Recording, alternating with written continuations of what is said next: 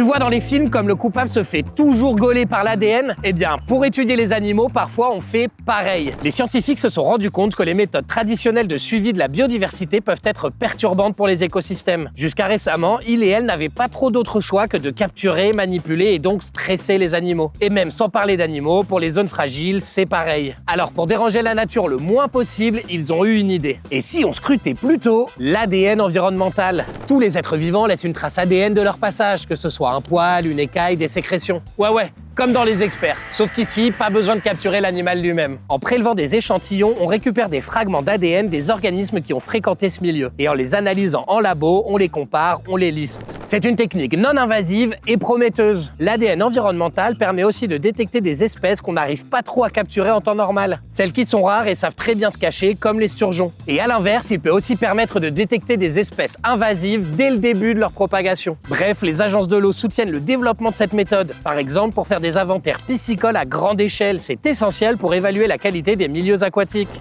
Mais l'ADN environnemental ne vise pas totalement à remplacer la pêche scientifique. Selon les études, la capture des individus reste essentielle pour quantifier la densité des espèces ou prendre des mesures plus précises.